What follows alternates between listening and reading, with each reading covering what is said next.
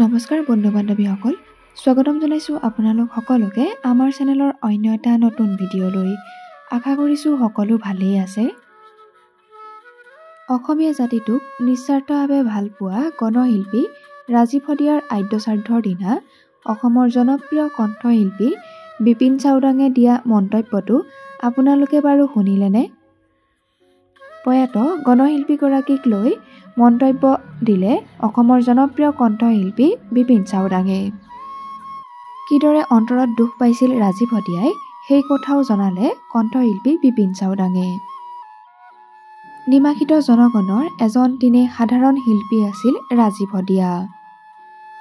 কোন কোন দল সংগঠনে আৰু কোন কোন ৰাইজে ৰাজীৱ হদিয়াক ঠগিলে সেই কথাও জনালে কণ্ঠশিল্পী বিপিন চাওডাঙে।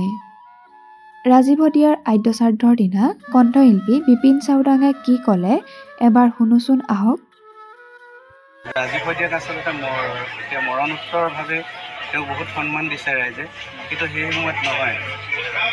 বাকী একাংশ দল সংগঠনে তেওঁক ঠগিলে, অসমৰ ৰাইজেও বহুত ঠগিলে। তাক আচলতে প্ৰগ্ৰেম কৰিবলৈ লৈ যায় 20,000 30,000 টকা প্ৰগ্ৰেম কৰিবলৈও বহুত ঠগিলে। তাক আচলতে প্ৰগ্ৰেম কৰিবলৈ লৈ যায় 20,000 30,000 টকা প্ৰগ্ৰেম কৰিবলৈ লৈ যায়, আৰু সেই পইচাখিনিকে আকৌ ৰাতিপুৱা দিব নোখোজে, কমিটি পলাই দিয়ে। কেইবাবাৰ আমি তেনেকৈ কমিটিৰ লগত ফেচ কৰিবলগীয়া হৈছিলে। আমি ফোন কৰোঁ কমিটিক যে আপোনালোকে পইচাটো কেলৈ দিয়া নাই।